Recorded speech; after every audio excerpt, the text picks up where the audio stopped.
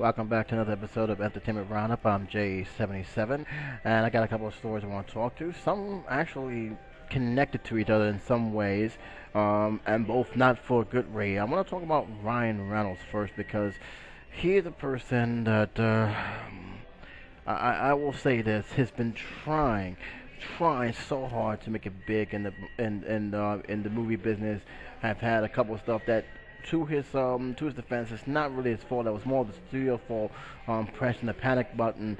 But after hearing what has happened with him on a movie screening at a film festival, I think it's time that Ryan Reynolds start taking advice other than the people he's been taking or his even producers who've been given in these roles. But according to a couple of articles that I've read, and this was brought to my attention through the Daily News as well as some free papers in New York, Ryan Reynolds just can't seem to catch a break when it comes to his movies. After his latest film, The Captain, has been absolutely mauled by critics in the Cannes Film Festival, so much that reports suggested that the film was booed after screening. Now, this is something that has been reported and has been backed by numerous papers. I will leave a link to this article. It's pretty much with the same thing here. But it says the Canadian actor was reportedly left consoled by his wife Blake Lively after the actor's new film was slammed by varieties of writers. That was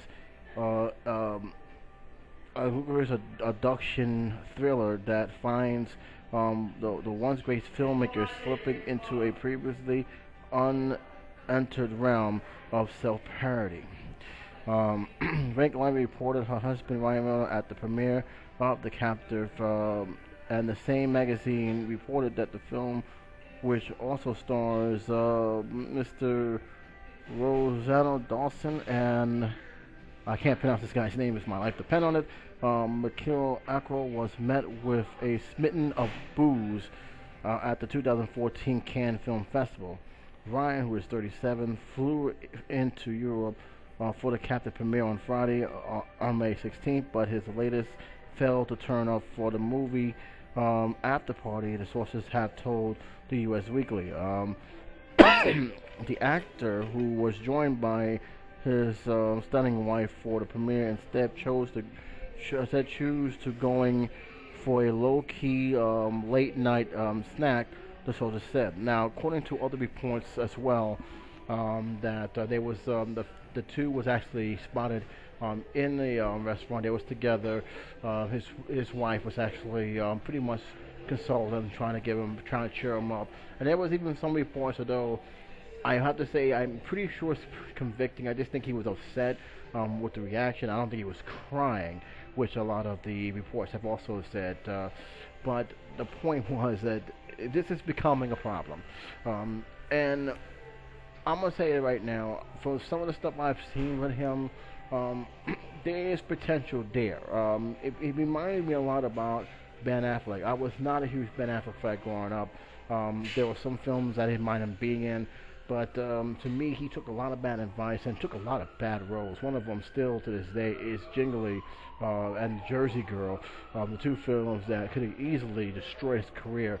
He reinvented himself and not only became a respectable actor, which blossomed big time with his directing, but he's became somewhat of a person that many people want in their films again. Ben Affleck have earned that respect, and Oracle was proof positive that this is not the same Ben Affleck, and that's why, for the most part, I didn't go too insane when he was named as the new Batman. It's weird they picked him, but at the same time, he have earned a chance to go back into a realm that many people felt that he didn't deserve to be in and give it another world. He's a much different actor, a much mature actor than he was in his young years. And Ryan Reynolds, who is not a 25-year-old actor, he's a 37-year-old actor, I feel he can do the same thing. And the thing I'm hoping that he gets out of this, because keep in mind, the Cannes Film Festival, I don't take them too seriously. Who knows how this film will do? This film actually may pick up, and many of the moviegoers, keyword moviegoers, may see it differently. Just because the critics didn't like the film doesn't mean the moviegoers won't like the film. There's always been that crosshairs between what the moviegoers think of a film versus the critics who rate these movies. So I don't think that he should be discouraged just yet. If the film is released, let the fans decide, and I think that's one of the things that I think he needs to do. But most importantly, because the films that I did see from him, well, I'm not counting Green Lantern because I don't think that was his fault. I think he was actually pretty good in Green Lantern. I just think the studios just jumped the gun after they saw after they released that poor trailer, and they went back and basically raised the budget far more than what it should have been, because that's what really tanked the film. The film made $137 million. It took $200 million to make, and I'm still flabbergasted how they actually ballooned that to a $200 million film when it wasn't a $200 million film. But these are some of the stuff that always gets to me. There were other films that he just was so bad in it, that because of the script. I mean, really, it was more on the script. But I think more of the same. I think if you saw Safe House with him with Denzel Washington, you see the potential what he can do. And I think he needs to surround himself with true veteran actors who's been there, done that, had highs, has lows, and learn from them. And most importantly, pick some of the scripts that will actually show his true potential, because I think he's picking scripts just for the sake of picking scripts, and I think that's really, it's been hurting him a lot more than anything else. Pick a script that's going to reveal to work with actors that's going to help him, and take advice from the actors who, especially Ben Affleck, who has been in where he is right now. I feel very, very bad for what has happened. I have not seen the movies, so I can't really say how good or how bad it is. But just hearing just something like this alone, especially if he's in the audience, that's another thing that really gets to me. That if he was in the audience, oh my God, I mean, I can feel his pain, because I know we don't tend to think that some of these actors pour themselves into it. There's a lot of good actors who pour their soul into this, who really take passion in what they do and love what they do, and who go in the theater hearing boos and hearing all sorts of negativities. That tends to be a downer. Hopefully he can come back from this, bounce back from that, and really show them that, hey, I am a good actor, and that one film will show them why. I'll leave a link below. I'd like to hear your opinion on this, but I'm going to move on because I got 3 other stories to talk about. And I might as well talk about this one, which surprised the hell out of me. I didn't even know that he actually was a singer. Who was I'm talking about? Macaulay Culkin. Macaulay Culkin, before he got booed off stage. And when I saw this, I'm like, he said, "Booed off stage from where?" And according to the article, and I'm going to read it right here, it says, Macaulay Culkin, Pizza Underground, started as a total joke, but has gone through the twists and hype cycle that has made them into a real band. What that means? I didn't even know there was actually a band exist. Or at least a band real enough to get the third line billing in the UK Dot to Dot Festival. Now, I don't know what this festival is, so anybody who has been there, who knows it, and you guys want to leave me a link to it for more information, I'll be more than happy to read it, because this is something new to me, especially for those who are in the UK. I would love to get educated by this, but it sounds fascinating. Too bad it wasn't a good experience for Macaulay Culkin, because according to this article, the Dr. Talk audience says they didn't take to Macaulay's industrious pizza theme Velvet Underground cover, and after only one song began to boo and throw a full pint of beer at the stage. Wow, they still do that? Macaulay Culkin called out, "Why are you throwing those? I'd rather drink them." Well, I think you're making a cover of a song they love. And after one more song, they called it a night. Last December, New York City, Macaulay Culkin came on 45 minutes late and set that's at least 8 minutes, which the video below of the Pizza on the Ground, which, by the way, they're talking about the video that is connected to this article. You guys can read it just yourself.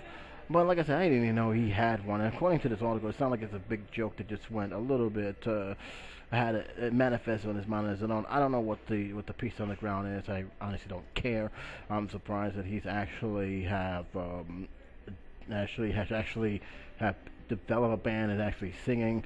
I look at the images that are shown him, and I didn't even recognize him. Maybe I'm looking at the wrong image, but I haven't seen him anywhere in the audience. From what I understand, he hasn't changed much from his boyish looks.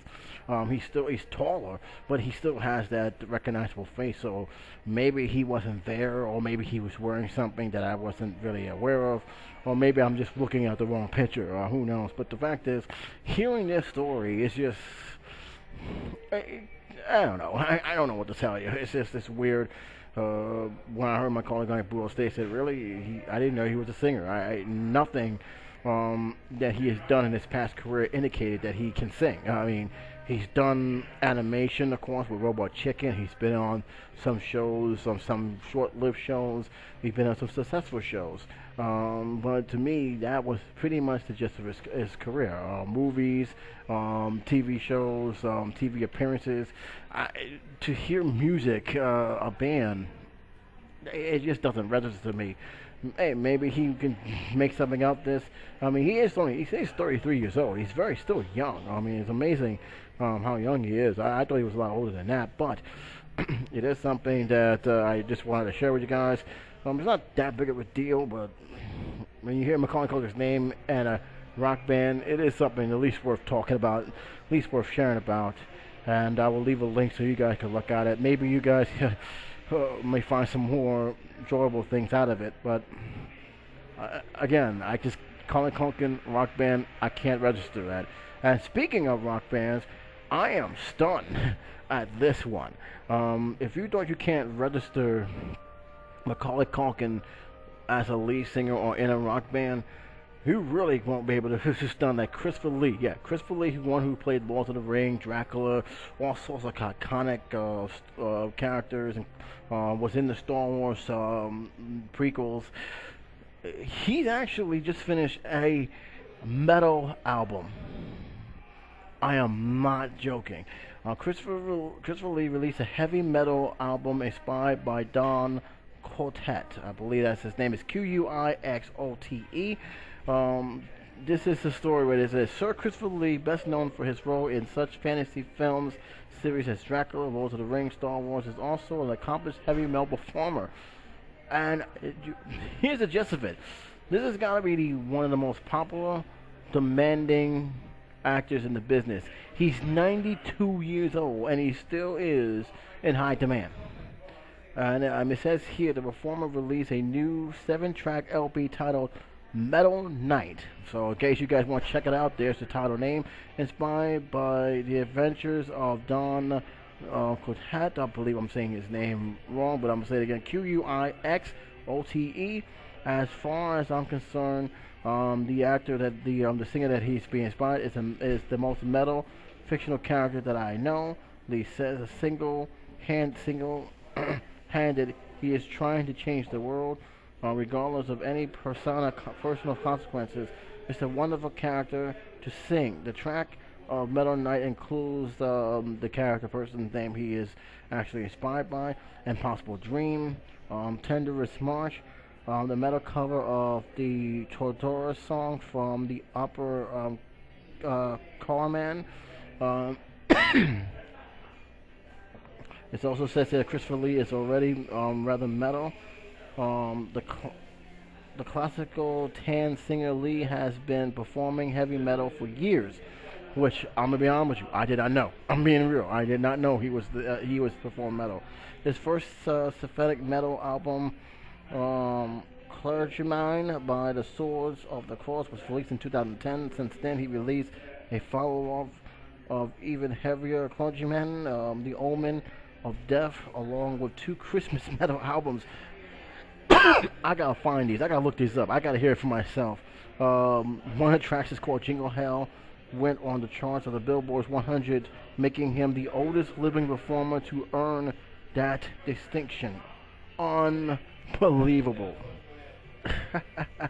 Oh man! I did not know he was I did not know he was singing metal. I honestly did not. And at 92, and he's doing this. You know what? God bless him. You go, man. I mean, he's accomplishing his dreams. He's doing a lot more on his age. the most actors who's far younger than will ever accomplish in their career. And the fact he is doing this, I got nothing but high praises and keep going. Again, Christopher Lee, guys play Dracula, all my favorite villains. A guy who has pretty much surprised me every time when he hit the stage and how much energy he has. He has a lot of energy and is still making films to this day, still working. To hear he's doing this, it brings a newfound respect to him because, again, I can't picture it, but at the same time, gotta respect it, man. You gotta respect it. If you guys have heard of an album you like me to hear or a song you like me to hear, leave a link below. I'm gonna find this. That's gonna be my new mission. I gotta find his albums. I'm gonna find a nearby record store and just say, Christopher Lee, I want to know where his heavy metal album is. Metal has not been played in New York, by the way, since, let's see, 1994. We had a heavy metal radio station, and now, as I speak, we have none. I'm letting you know, there has not been a rock and roll station out, except for classic rock, in New York. New York, 5 boroughs, multicultural city, no rock and roll stations, which is it's a damn shame. Really tells you the state about rock and roll. But in this case, I'm going to look for this. Now that I know this exists, I'm going to look for it. Leave a link below. There is also a video of Christopher Lee. You guys can check it out. But I'm moving on to the last one of today. And even though a lot of you probably won't think this is such a big deal because it is overseas, it is in China, of course. But in many ways, we should be concerned about this because, in terms of going to the movies, Hollywood look at not much of the quality of the film, whether they're good and bad, but how much that film makes money.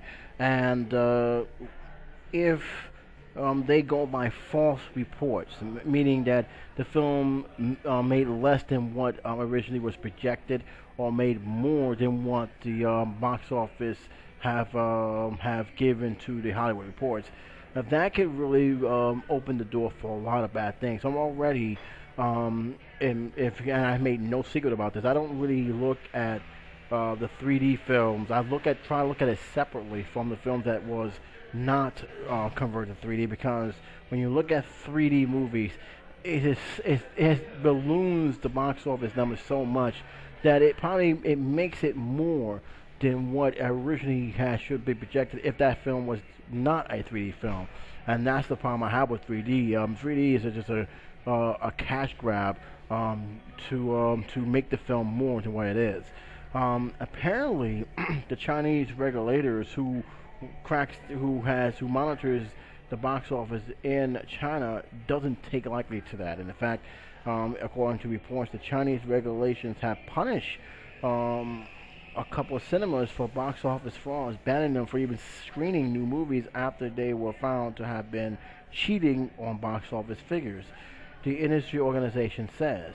In his article, it said the cinema was found to have used a dual software system to sell film tickets without registering the real box office gain to the uniform system, according to the statement issued by the Chinese Film Producers Association and Chinese Film Distribution of Exploration Association, carried by the Zhu News Agency. Now, mind you, this is a state-run thing, so keep that in mind, but it is still an important story because this is here could actually happen here. In fact, I'm not surprised it already have. It's just not been reported. Another cinema was found to have reported falsified box office figures, and 3 others were punished for screening unlicensed movies. The article also said the crackdown on box office fraud is good news for Hollywood, as it means the data coming out of China should become more reliable, and that the studios share the Chinese revenue will be more accountable. On February 15th, local movie theaters were punished for falsifying box office receipts under the new rule, clamping down on cinema manipulation, revenue data, viewership figures, and other forms of fraud relating to ticket sales. On January, the State Attorney General of the press, publication, radio, film, and television, this is also known as the SGAPPRFT, issued a circular with a new standard of technology, and managing cinema ticket sales. The rules are aimed to stop tax revenue from top tax avoidance. I'm sorry, and cheating of filmmakers and distribution by falsifying the numbers of moviegoers and reporting artificially reduced ticket sales. The order will also conclude official box office data for last year's show sales of 3.6 billion, with domestic movies taking in 2.12 billion. Of that, a rise of 54.3% of homegoing film. However, industry expected to believe that the real box office sales are at least 10% more. The Chinese news reports. Now, again, this is something that is important because, again, Hollywood looks at these numbers, and if the numbers are way lower than what expected, and that's because somebody's out there cooking the books. That can go a long way for what decision the Hollywood will make.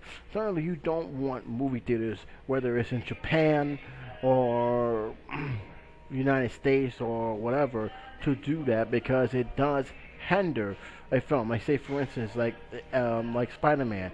Spider-Man did well here, and it made $344 million, but they decided to only report $100 million. That goes a long way for Hollywood saying, something's not right because they're looking at the ticket sales. They're looking at it all the time. And one, it can go a long way from making a sequel or not, which for you guys, that could be a good thing or bad thing. It's on your discretion.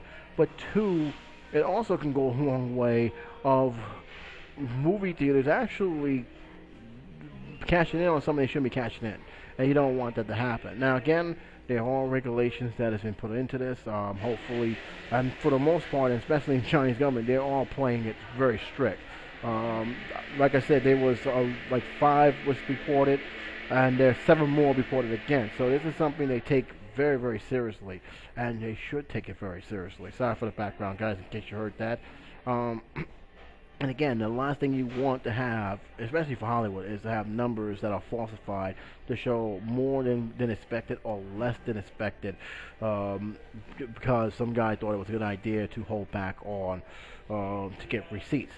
I'm gonna I'll let you guys look into it. I know some of you guys don't. I know most of you guys don't really care about this, but when it comes to these theaters, there's a lot of reason why they do it. Of course, the fact is that most theaters do not get as much money as they would on a first screen. As a matter of fact, they don't make no money until the third screen. But again, with that, you gotta still keep a code. And for most of the part, Chinese government is punishing a lot of theaters.